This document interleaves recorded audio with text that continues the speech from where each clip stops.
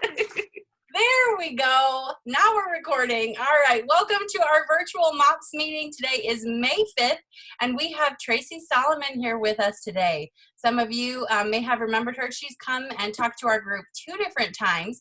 First time, she took all her clothes off and more. It was great. And then the second time she came, she talked to us about the 3 things you cannot do. You cannot force your children to do, which was go to sleep, eat, and potty training. Those things you have absolutely no control over, so stop trying.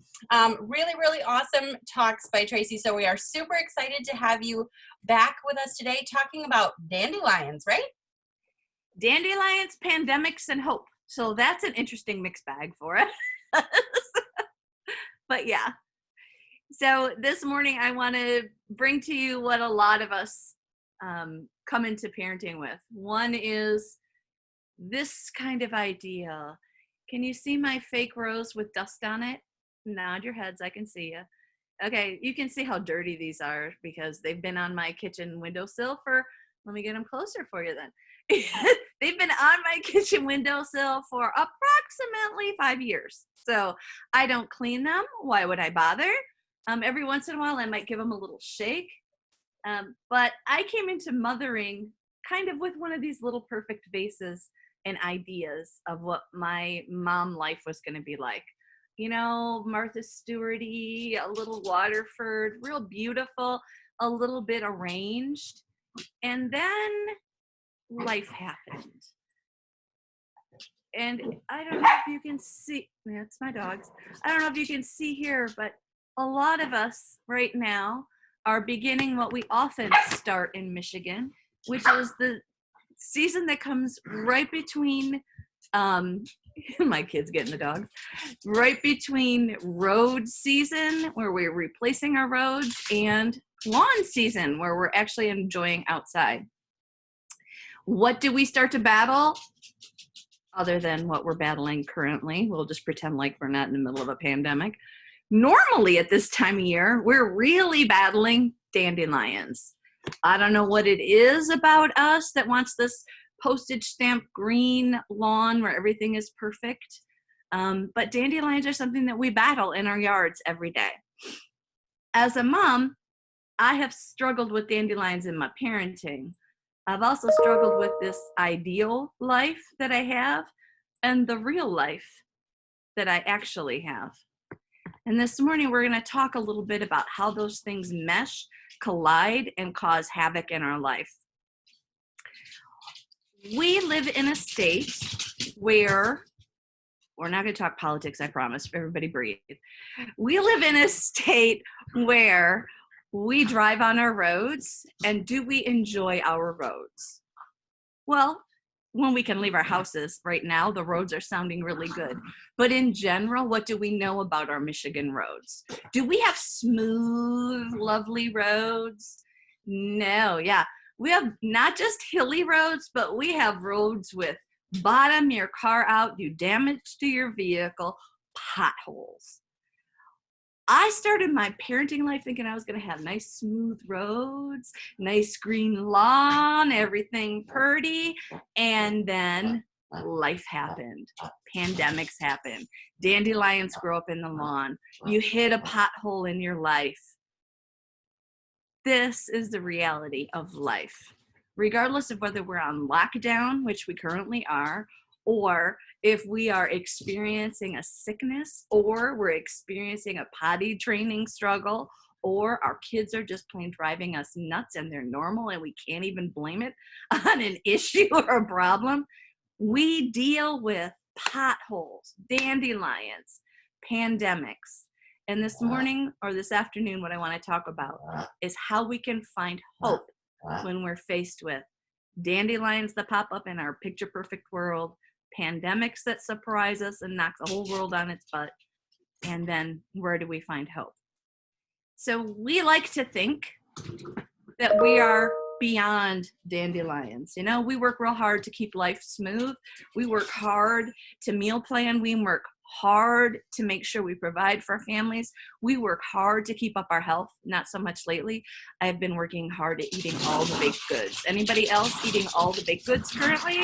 Yeah, my son is currently at this very moment making homemade bagels. My son is trying to make me even pandemic fatter. So we work hard to create this great life. But the truth is, a lot like Michigan roads, life happens. You can be driving down a smooth road, even if your life is nice and smooth and everything is fairly free from potholes. And then suddenly you turn a corner and surprise, here's a pothole. Surprise, here's a pandemic. Surprise. Anybody surprised by the pandemic? Maybe I'm the only one. I was a little surprised that we actually are in this current situation. The truth is, life is messy. Life is full of potholes. There are dandelions. There are various forces always at work around us, from water, temperature, weight of vehicles, how our roads are constructed, how our lives are constructed, and they can all impact road conditions. Our humanness has our own life forces. Yesterday was May the 4th. Life forces that impact us too and cause us to buckle, crack, and break a lot like Michigan roads. Some of the things that we can run into, and I'm going to go through these fairly briefly because normally I would belabor these points, and right now I think they're just a little too painful to belabor them. So we're going to go through them kind of quick. Physically, everything can be going along just fine, and then suddenly, physically, something in your body goes to crap. Can I say crap? I just did. Something physically goes to crap. I was biking. I was up to about 20, 25 miles a day, and I started to lose feeling in my fingers. Then I started to lose strength in my fingers. So I thought I obviously had, because, Dr. Mom and Google Foo, I thought for sure I had carpal tunnel from riding my bike and leaning on the handlebars. Went to urgent care, totally hoping they would just give me, some kind of drug to make me feel better. And instead, they took x-rays. Instead, what they discovered was, outside of the fact that I have insane dogs, what they discovered was, no, I don't actually have a problem with my hands. What I actually had was a problem with my neck. What I actually had was collapsed vertebra in my neck, causing a nerve problem. Not something that was on my radar. I was biking as fast as I could, as far as I could, and enjoying it as much as I could. And bang, out of nowhere comes this neck problem. 3 surgeries later and 5 years later, I'm finally better. 3 surgeries on my neck. I was not expecting that. I think all of us, I think the first time I got pregnant, it also experienced a little bit of that. Anybody ever go on bed rest during a pregnancy? Am I the only one? Probably not in your group. Yeah. I really thought pregnancy was going to be this wonderful, fantastic Martha Stewart-y kind of experience. And then I actually got pregnant and started puking and started spotting and then had to be on bed rest for months at a time. Physically, my pregnancy was not what I expected. You could call that, for me, a pothole. Physically, we all face challenges. Spiritually, we can hit potholes in our life. We can experience fear, doubt, pain, change. We can experience loss, and that can all challenge our concept of who God is. There are people right now experiencing what we're all experiencing together who are questioning if God is good, who are questioning if Christians are a good thing to be, who are questioning all kinds of things. Why would God let this happen? Why? Spiritually, we experience things that affect us. Financially, the whole world, or most of the world right now, is experiencing a financial crisis. Whether you're able to work and you're struggling to find childcare, or you're not able to work and you're experiencing a financial struggle, you understand that finances are fickle. You can have money one day, you can have 3 to 6 months of a cushion, and your husband gets cancer and he dies and you lose your income. That's also happened in my life. Financially, I have had enough and not had enough. And I'm experiencing a situation right now where we're on lockdown and I'm not allowed to work. Financially, we can get our bills paid, and then what happens? The dishwasher dies. Somebody has to go to urgent care, and it costs what? $100, $150 just in copays for doctor bills? Financially, we can face struggles that cause us to experience another pothole. Money, as soon as you have it, you spend it. Even if you save it, I'll tell you, there's never enough. Financially, we can experience things that are that break us open. Emotionally, we can experience loss. We can lose dreams. We can be disappointed. We can be hurt. We can have issues from our past that visit us and cause us to feel like we're facing a pandemic in our own emotional life. We can feel like, I didn't know that was going to crop up when I was 30 something or 40 something or 50 something or 20 something. Emotionally, we experience things that are painful, and we hit them oftentimes much like we do a pothole on our Michigan roads. Relationally, everybody getting along with everybody you're currently quarantined with? Everything going smooth? Are your kids happy to do all of their schoolwork? Are they happy to be in lockdown? Are they asking questions about why the heck can't we go anywhere? Can't we go to McDonald's Playscape? Mommy, I just want to go. We're frustrated with our kids right now. I've got great adult kids, but really, seriously, we're all done being together. You know what I'm saying? We're all done. We love each other, but they're baking me to death. The dogs are going crazy. This is rough. And that's just a silly thing. But there are people going through marital issues right now that they had no idea they would ever go through. But because everyone is currently in their home together within 20 feet of each other, you're struggling with your relationships. Maybe your friendships are struggling. You know, we can be nasty to each other on occasion. I can be nasty to people on occasion, often, way more occasion than I like. Relationally, we can experience struggles that feel like a pothole in our life. Parentally, we can experience potholes in our life. Parentally is a word I made up. It does not exist. So please don't Google parentally. However, after I explain it, maybe it'll make more sense. When I came into motherhood with this idea of perfect, I also had this idea of perfect kids.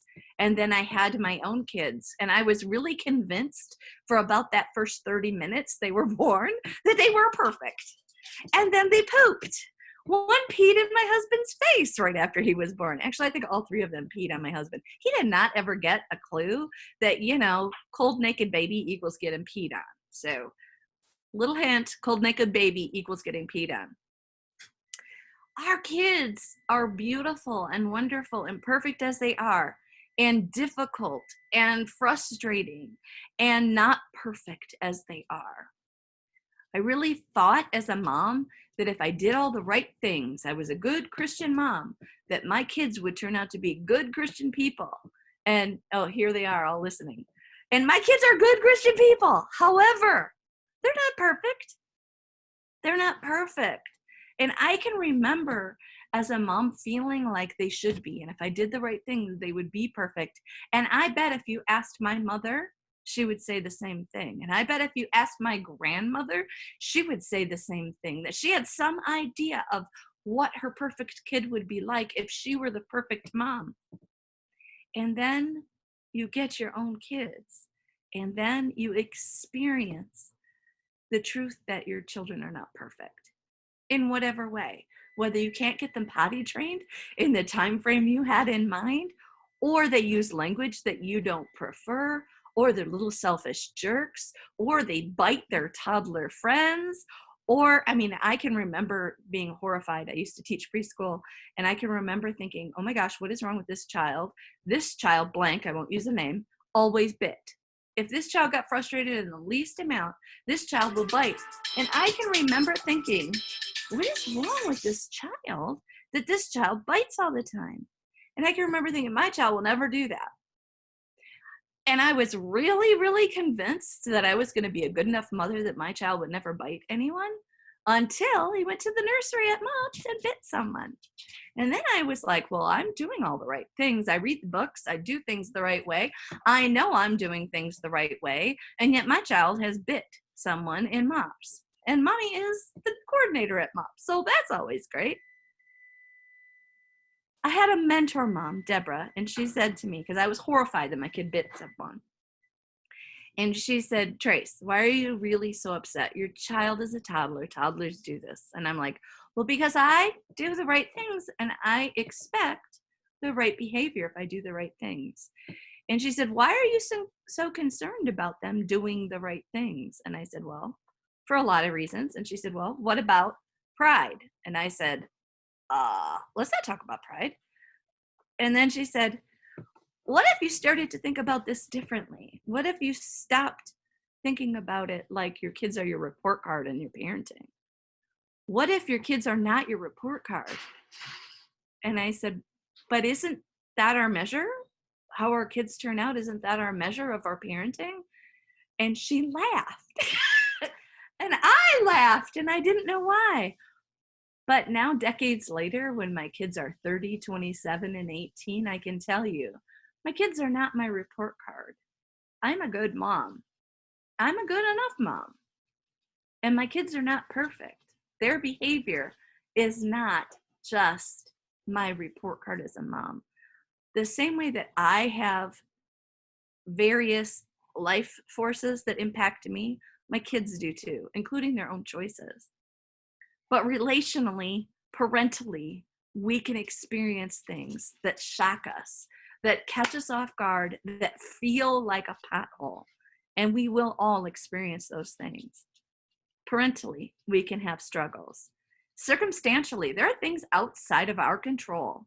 Anybody realize that there are things outside of your control? Like the world, like your kids, like sometimes even yourself. We can't control a pandemic.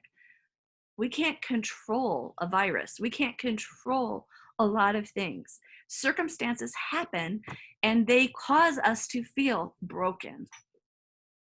Life is messy. Some breaking is necessary for growth. Others is unexplainable. There's no excuse or reason. My husband of almost 30 years passed away 3 years ago from prostate cancer. One of the first things that we really tried to figure out was what caused it. Was it genetic? Was there something in his past physically that happened? You know, did he get injured? How can you injure your prostate? I don't know what we were thinking, okay? It's a little up in there and not really accessible to injury. But we were looking at all of those things. And the truth is we just wanted to blame or find a reason to blame. Some things are just plain not explainable. His cancer was not explainable. But we have survived. We left one of our cancer center appointments and we went to Famous Hamburgers. Anybody ever go to Famous Hamburgers? I mean, back in the day when we used to be able to go places and eat at a restaurant. It's called a restaurant for those who were born during this time. No, I'm just kidding. We went to Famous Hamburger because food helps sometimes. Can I get an amen? Food helps. Okay. We went to Famous Hamburger after a cancer center day because we turned our cancer center meetings and appointments into date days. Big fun. That's what you do. We went to the cancer center and we had gotten particularly bad news that day, which happens when you have a cancer diagnosis. We left feeling pretty deflated, pretty frustrated, pretty afraid. And we went for burgers and fries. And I wanted ice cream. We pulled up into the parking lot and I looked down. And in the middle of this parking lot of all asphalt, there's a crack. And it's in your handout. You can see a picture. There's a crack. And in the crack is growing this dandelion in this solid asphalt, black, dark parking lot. And I looked at the dandelion and I looked at my husband and I'm like, well, some things just don't give up, do they? And he's like, neither do we. And that day, I decided to set aside this ideal and to start to embrace this dandelion. See, my ideal was not sustainable. Hothouse roses, perfect silk flowers, do not thrive in the wild. Dandelions do. This situation we're currently going through is a reminder about what and how wild life can be. I think some of us need to adjust our ideal from perfect to real. And here's why. Roses are beautiful. Anybody's spouse or boyfriend ever give you roses? My spouse, my husband, when he was my boyfriend and my husband, used to give me roses often. And eventually I said, stop. Really, it's a waste of money, right? Am I the only practical one who thinks that roses are a waste of money? Okay. I'm like, roses are a waste of money. They die. I don't really want roses anymore. I never told him I wanted dandelions. I didn't really think I wanted dandelions until the same thing happened to me that has probably happened to most moms. You're in the backyard or maybe the front yard, and the little hands come up to you. And the little hands, can you see, are crunching this precious surprise. And they come running up to you. Mommy, mommy, mommy, I have one of my sons used to say faufu. Mommy, mommy, mommy, I have a faufu for you. Look, mommy, it's a faufu. And what did they always bring you? The most beautiful thing in the yard. And what was the most beautiful thing in the yard? A dandelion. A dandelion.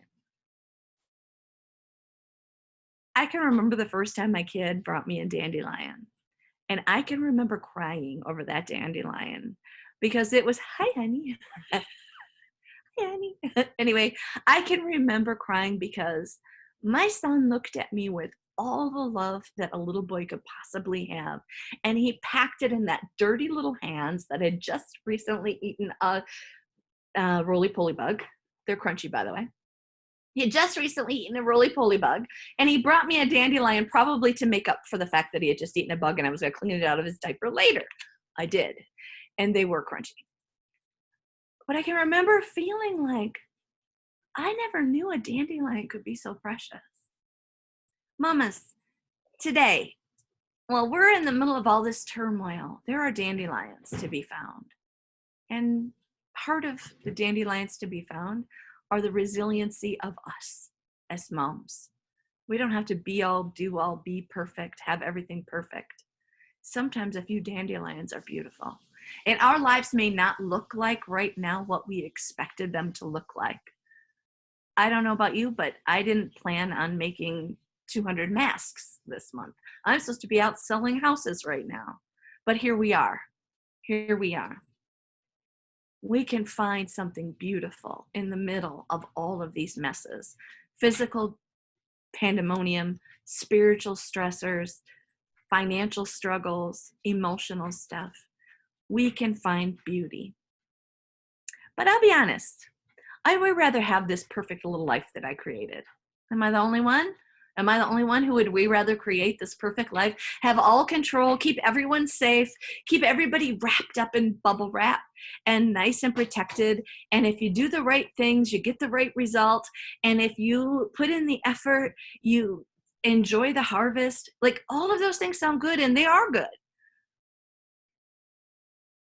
But I think that when we try to force things to be perfect, we miss out on some beauty. I also think that bubble wrap has a warning on it.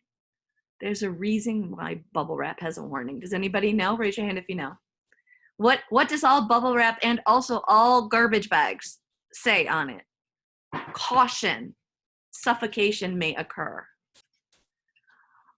Sometimes as moms, when we face struggles like what we're going through right now, we want to just bubble wrap everybody in and protect everybody. We want to keep our kids safe from everything in the world, and that's a good motive. But sometimes we can smother ourselves and our loved ones by trying to protect. Bubble wrap is not the answer. And I'm not talking about all the stuff that people are talking about right now. I'm not talking about any of those things. I'm talking about our propensity or our tendency to try to control everything and protect everyone and everything in our life and make it perfect. I read Psalm 139 in the middle of several struggles we were going through. I had my first neck surgery. My husband had his surgery to try to remove his cancer. And I read Psalm 139, and it says this: if I rise on the wings of the dawn, if I settle to the far side of the sea, even there your hand will guide me. Your right hand will hold me. And I read that and I said, what about here? Even here? Here, right now. My husband's dying. Here, right now. Are you with me? And I continue to talk back to God over all of the circumstances that we've been going through, even here now in the middle of a pandemic, while you and I are not even allowed to get together, when people all over the world are meeting online to worship, when people are dying. And I say, even here, where are you now? Truth is, bubble wrap isn't an answer. Trusting God is even here. And asking him our questions, even here, is the answer. Because that's where we find hope. Even if I wear a mask or don't, even if I wear gloves or don't, even if I drench myself in Clorox, stuff happens. People are getting sick. Doctors and nurses who have protective gear are getting sick. It happens. We will go through struggles in our lives. It will not be perfect, but there is hope in the struggle. So we talked about the different ways that we can experience struggle that causes us to feel broken, and we can grow into something that may not be what we hoped for, but can be beautiful.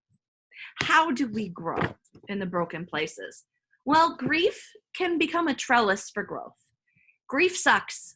I told you my husband passed away 3 years ago. We're coming up in just a couple of weeks on the 3-year anniversary of my husband's death. And I'm not going to say it's all good. It's hard. It's as hard as you would imagine. Darkness makes it difficult to function, but sometimes it's what we need to grow. How many of you have ever planted bulbs? Okay, I'm not a dirt person, so I'm going to show my ignorance here. But those of you who are into dirt and flowers understand that some plants require a season of cold and dark in order for them to thrive.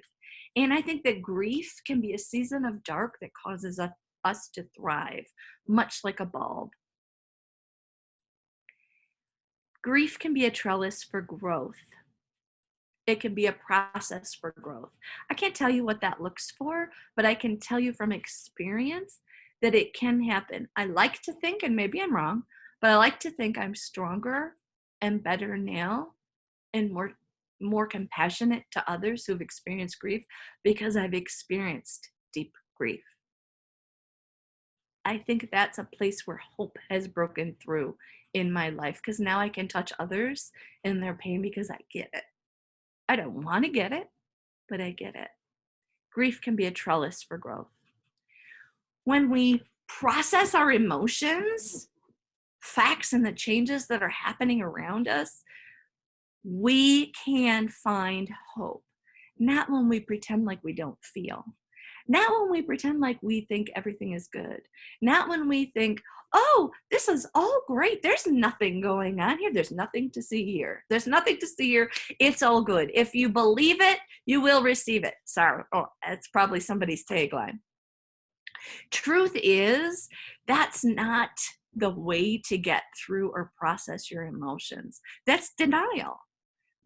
When we deal with our feelings and we say, this sucks, this is hard, this hurts, this is a struggle, I don't know what to do. When we process those things, that's when we find hope. I have found hope when my friends have already processed through a struggle that I didn't know I was going to have to face.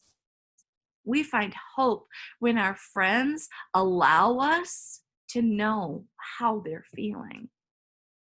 Because then when we feel it, when we experience it, we know we're not alone.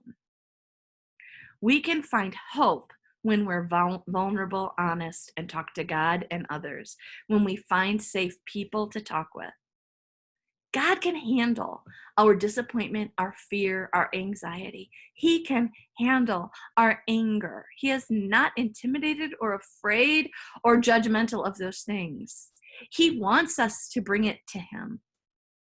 And when we do, we can find hope in that process. When we take those feelings to God and we talk back to him and question him about what we're going through, he gives us hope. How? I don't know. It looks different in different circumstances. I wish I could tell you, this is how you will find hope in your situation. All I know is that I have found hope in a dandelion some days, and maybe you will too. When we process our emotions, facts, and the changes that happen, we can find hope in them and in each other. Being vulnerable requires bravery. It's not easy to say, this is hard. This sucks. This is painful.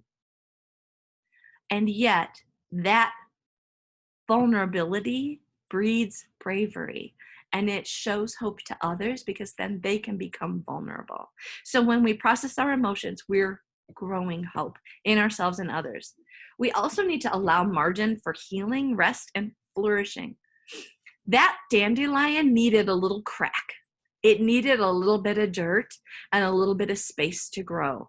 And you and I, we need a little bit of space to grow. Some of us are hiding in our pantries or in our bathrooms or in our showers crying, okay? Anybody hidden in the shower to cry because this is all too much and we need a break and a little place to grow. I have. We need to give ourselves space to deal with those emotions. We need to. Sometimes we need space and time just to pull back and think. And then sometimes we need to get help. Sometimes we need to talk to a professional. Sometimes we need to talk to a friend or a pastor. Even now, even here in the middle of a pandemic, there are ways to get professional help.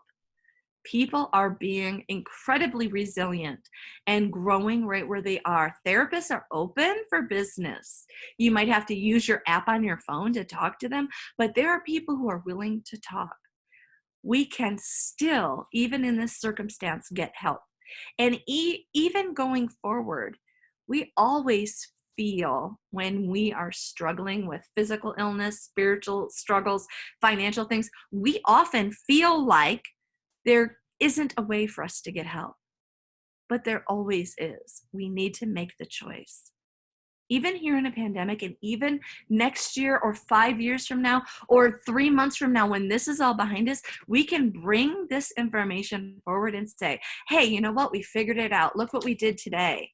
We're on a Zoom meeting. We couldn't gather together, but we're able to figure out a different way to be together. And now we're together separate.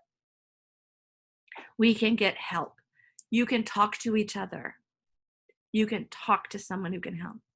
When we offer our broken places to God and take the risk to share them with others, that offering is holy. It's not just, oh, I'm weak, I need help. It's, oh, this is beautiful.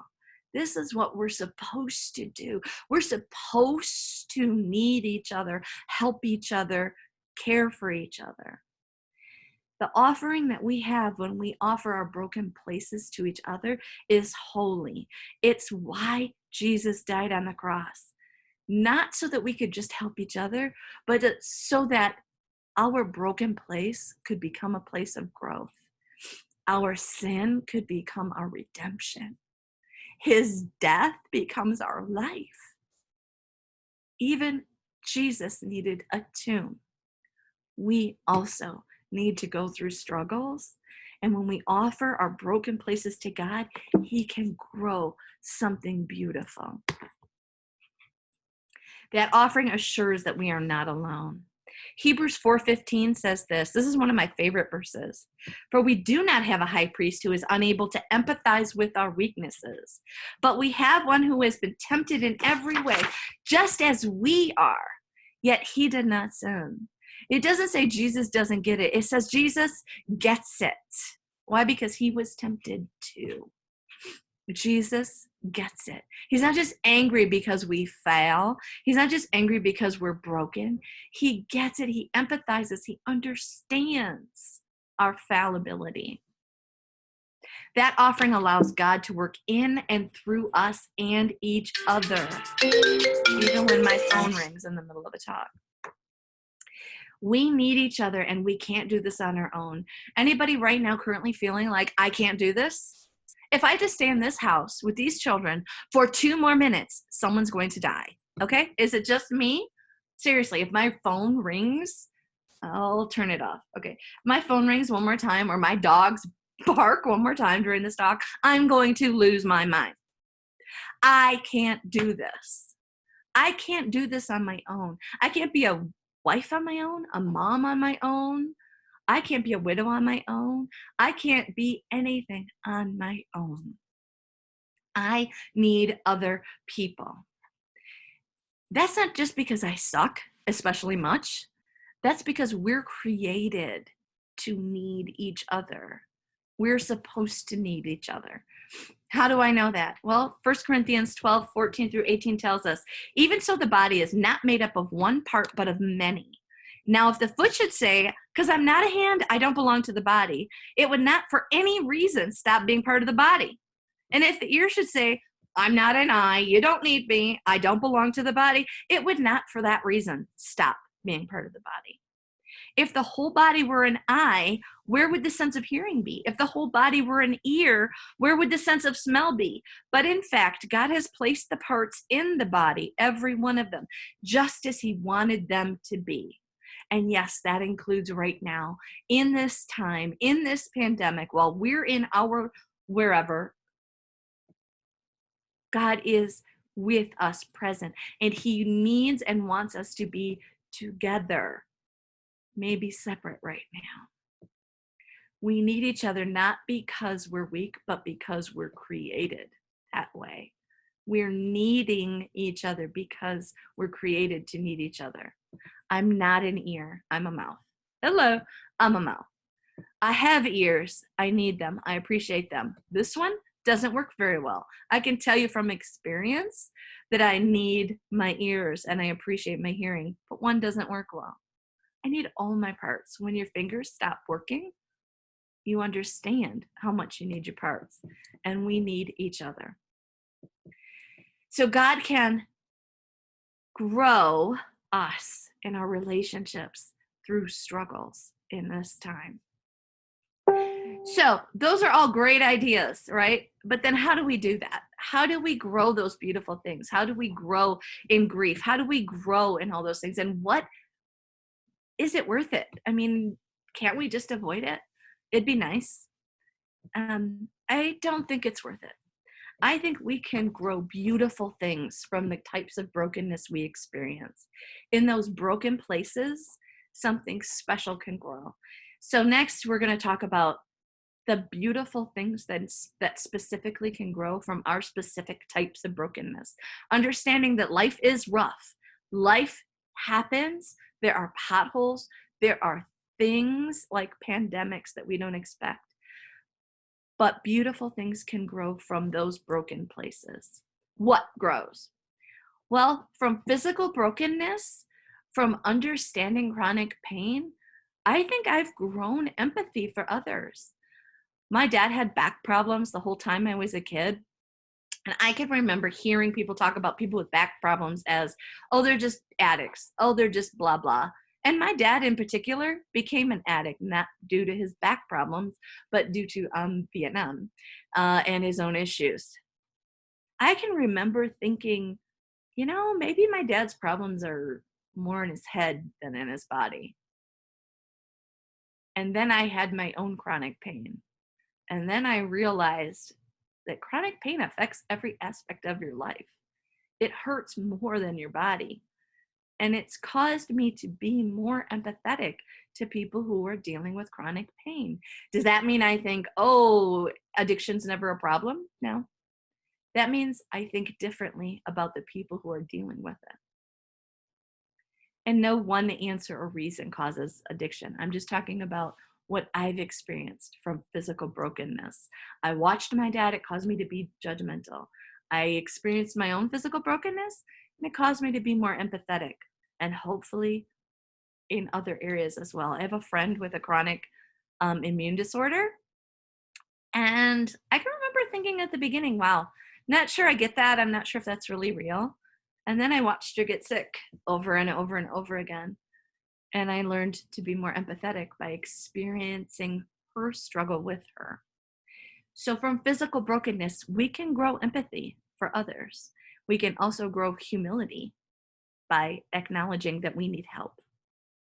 From spiritual brokenness can grow depth and root.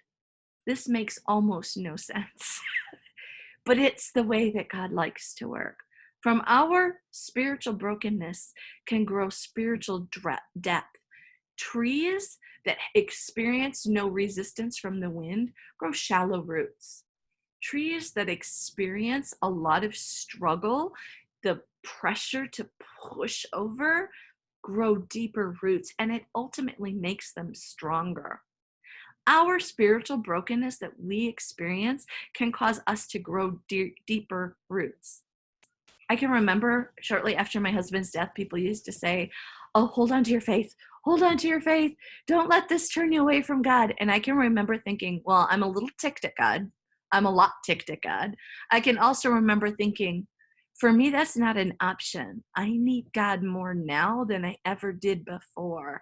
I'm not concerned that I'm going to let go of God. I'm gripping him with every acrylic nail I have, as tight as I can, because I need him. My spiritual brokenness in that situation made me hold on to him more. And I think it's grown deeper roots in my faith because I've lost my husband. That doesn't make sense, but it's what has happened. We can either turn away from God in our struggles or turn toward him. And for me, that's where the dividing line happens. When I turn towards him in a struggle, then I gain deeper roots. When I turn away from him, sometimes eventually I'll gain deeper roots as well, because sometimes I need to know how much I miss him. And I do. From spiritual brokenness can grow deeper roots. We need to look around and ask ourselves, are we going to hoard what we have and our hurt, or are we going to hope and help each other? Spiritual brokenness demands the same answers to those questions. Are we going to share our faith and our love for each other? Are we going to care for each other in whatever way we can right now? Or are we going to hoard and hurt? Those are choices we can only make. But in our spiritual brokenness, we face that choice. What are we going to grow? I say it may not look the way we wanted it to, but maybe it's exactly how it should be. Maybe it's exactly how it should be. From financial brokenness can grow a deep appreciation of the gifts that we have and a greater desire to help others. That's not an easy thing to say right now, because I think most of us are dealing with financial struggles. But when I look around the world, even here, even now, even in the middle of this, whatever struggle we're facing, there are so many more who are struggling in ways that we have no idea. We're struggling because Costco doesn't have toilet paper. Okay, you can probably find tissue paper. Okay, you can probably find tissue to wipe your behind on. We don't live in a place where you can't get water or you walk 2 miles to get water. But every day, there are mamas who are not just facing illness in their world, but they have to walk miles to get water. We are rich, even when we are at our poorest. We are rich. Our financial brokenness sometimes is an important reminder of just how much we have. Just how much we have, and that we can share what we have. And sometimes, I don't know about you, but I need to be reminded the hard way just how blessed I am. That doesn't mean I have everything I want. That doesn't mean I'm not struggling financially, not allowed to work currently. I had to file for unemployment for the first time in my entire life. I'll be honest, I'm embarrassed that I'm on unemployment right now. I've only been working a couple of months. But you know what? I'm thankful that I have it. And there are many others out there who are experiencing financial brokenness. And we have an option to grow something beautiful. This going forward is going to make me more sensitive to others' needs. I'm trying to fight the tendency to hoard. I've even shared, gasp, I know, toilet paper. Not like reused toilet paper, not that kind of sharing. We're not that friendly here. But given toilet paper to somebody who couldn't get it. I think these are ways that God can grow us in the middle of this mess and cause something beautiful when we can hold things freely and share them. So from financial brokenness, we can grow an appreciation of what we have and a deeper desire to help others. From our emotional brokenness can grow resiliency. Loss can grow into new intimacy with God and others. I don't have a great explanation for why. I can only tell you that in my life, I've experienced loss, and it causes me to ask myself a question. What am I going to do about it? What am I going to grow here? Am I going to try to keep recreating this perfect life, or am I going to go with the dandelion I've been given and find that beautiful? In my emotional brokenness, I can find beauty. I can find things like resiliency. Because I grew up in a tough home and I come from a tough background, like most of us do, I'm more resilient, and I think I can go with the changes that are happening in my world and our world right now because of those things that I've already experienced. From that can grow resilience. Loss can grow into new intimacy with God and others when we share the loss and we share the grief, when we do the things that help us. From relational brokenness can grow healthier relationships and recognition of what healthy relationships are. When you experience a bad relationship, whether it's a friendship, anybody got a mean girlfriend? Nobody's ever got a mean girlfriend? Never, ever, ever. Maybe think back to middle school. Okay, yes, you. All right, good. When we experience relational brokenness, it can cause us to, one, be bitter and angry, or two, it can cause us to say, that's not how I want to be. That's not how I'm going to treat people. This is how that feels. How am I going to be? Our relational brokenness can cause us to understand what a good relationship is. If you've only had good relationships, maybe that's not that big of a deal for you. But when you've experienced a broken relationship, you understand and long for a good relationship. Relational brokenness can help us seek healthy relationships and know the difference between something that's healthy and something that's not. Parental brokenness can grow, allowing God to take his place in our lives. Newsflash, I'm not God. I'm not all powerful. Neither are you. You're not supposed to be.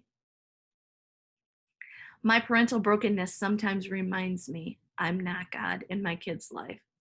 My kids are adults now. You and I have gone through similar things. If you have, let's say, a 2-year-old, how many of you have experienced a toddler getting out of their bed in the middle of the night? It's a little frustrating, isn't it? How many of you experienced that toddler doing things you don't appreciate or you disagree with or you think are immoral, like biting their friends? Okay, yeah, been there. How many of you have experienced a toddler who just says no, no, no 1,000 times, no matter how many times you tell them, and you discipline them for being disrespectful, but they do it again anyway? Yeah, me too. I'm not God. At some point, I have to allow my kids to make choices that I disagree with so that they can learn the consequences that God establishes. And as they learn what consequences happen, they will likewise grow. When they've gotten enough tickets for speeding, they will probably get tired of paying for them and learn not to speed. How many of you have learned the same way? I mean, yeah, not so much? Okay, well, in theory I have. You would think I've paid enough in tickets over the years to have learned that lesson, but occasionally not so much. If our kids can learn that way, if we can learn that way, so can our children. And the truth is, our parental brokenness sometimes is exactly what it takes for our kids and us to learn that mom is not in control of everything. It's important that we learn that, because ultimately the older your kids get, the harder it is. The harder it is. Our parental brokenness teaches us that we're not God, and that God has a place to be rightful in our children's lives. And we need to allow him to be that supreme figure, not us. Ultimately, I can't make my kids do anything. I can't control everything they do. And someday I won't be here, and they're going to need to make decisions without me. My parental brokenness serves a purpose in their life. And part of that experience is that I'm not in control, but God is. Parental brokenness can grow, allowing God to take his place in our lives and our kids' lives. Circumstantial brokenness can grow hope for facing future unknowns. What we're going through right now, we will get through. I don't know how many of us will live through it. I don't know how many of us will get it. If you watch the news, you can see numbers change daily. I have no idea what the truth is, and I don't think anybody does about what's going on around us. I know this, however, that someday we will look back, and this circumstance will be a time where our lives were broken open and something new grew in our life. We will face another challenge and we will say, I got through the pandemic in 2020 and I can get through this too. Much like I look back at my life and say, well, I got through 3 neck surgeries. I got through 3 children on bed rest. I got through my husband's diagnosis of cancer. I got through my husband's loss, and I can get through this too. The things that we go through circumstantially that cause us to feel broken, we take forward with us, and they become hope for the next struggle that we go through. They can also, when we share them, become hope for others to get through. When we share the things that we've gone through, we find hope in them, and so do others. David told a story. David was questioned when he was facing Goliath. And everyone around him was looking at him going, you're just a boy. What do you know? What can you do? And David said this, he was with me with the lion. He was with me with the bear. David had already faced a lion and killed it. And he trusted that God was very present in that help. David slayed a bear, and he trusted that God was present in that help. And when David faced Goliath, David knew that if God could be with him with the bear and with him with the lion, he would be with him with Goliath as well. Mamas, if he was with you in the pregnancy, he was with you in the biting phase, he was with you in the potty training, he is with you with the pandemic, he will be with you regardless of what you face next. Our circumstances that we experience that cause us to feel broken can cause us also to experience hope, because he was with me with the lion, he was with me with the bear, he'll be with me here too. We will come out stronger from this. Life is hard. Life happens. We experience different things. We have physical brokenness, spiritual brokenness, financial brokenness, emotional brokenness, relational brokenness, parental brokenness, circumstantial brokenness.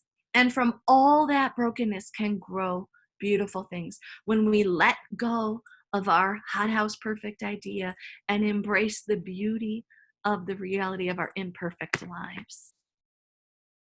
There is hope in the cross. Jesus gets it. He made a way, and Jesus cares. He empathizes with us in our weakness. He offers us hope and help. He is present even here where we are right now. and he will be there regardless of where we go next. Isaiah 43, 17 through 19 says this, "See, I'm doing a new thing. It springs up. Do you not perceive it? I am making a way in the wilderness and streams in the wasteland." I believe that when we pulled into that stupid famous hamburger parking lot a few years back and we saw that dumb dandelion that normally I would have done everything in my power to kill and eradicate, that God spoke. Not in an audible voice, creepy kind of way, but God spoke. He showed me that in that cracked, broken place, he was making a stream in the desert. In our messy, imperfect lives and our yards that we try to manicure and make perfect, there are still dandelions. And in those times, God is making a beautiful way in the wilderness and streams in the wasteland. The choice is up to us how we respond to this circumstance. No matter when you're watching this or where you are or what circumstance you're in, it doesn't matter. It matters. I care and you care. But it doesn't impact the fact that God is still present and longing to be with us even here, even there. Again, Psalm 139, if I rise on the wings of the dawn, if I'm in a pandemic on lockdown, if I settle to the far side of the sea, if I wear a mask or I don't, if I vote for someone or I don't, if I struggle with this or that or I don't, your hand will guide me. Your right hand will hold me, even there. Even here where we are now, God will be present. He will grow beautiful things. Today, I want to pray. I want to pray that God, who began a good work in you, will be faithful to complete it. That whatever you're going through, whether it's something physical, emotional, spiritual, financial, relational, parentally, circumstantially, or all of the above, which I think most of us are currently experiencing, an all of the above situation, that he will be faithful to complete the good work he began in you. He will. We need only take our brokenness to him and allow him to grow something new. What is God growing in your life? Patience, resilience, financial sensitivity to others, emotional brokenness so that you can experience his hope. What is God growing in you right now? I don't know, but I know he is present. And I know that if he was with me with my lion, and he was with me with my bear, and he was with me in the loss of my husband, and he's with me in this pandemic, he will likewise also be with you. So dandelions, pandemics, hope. God is present even here with us, and he will complete the good work he began in each of us. Can we pray? Let's pray. Lord Jesus, I love you. I hate it when your people are in pain. I hate it when we don't have all the answers to all of the problems. I hate it when A plus B doesn't equal C. I hate it when things just don't go the way I want them to. Lord, I have an idea of how things should be. And right now, this is not that. But I trust, Lord, that you are present even here in the midst of us, in our brokenness, and that you have a plan to grow something beautiful, even in our broken places. Lord, I pray that we would find you, that we would grasp onto that hope and that help, that we would be vulnerable and brave, and that we would see your work completed in us. Lord, let us only grow. In Jesus' name. Amen. Thank you, ladies, for having me this day, whatever. Can you want to unmute everybody? Does anybody have any questions? Yes, I'm going to go ahead and stop the recording so we can do that. Yeah, but that's great. so much.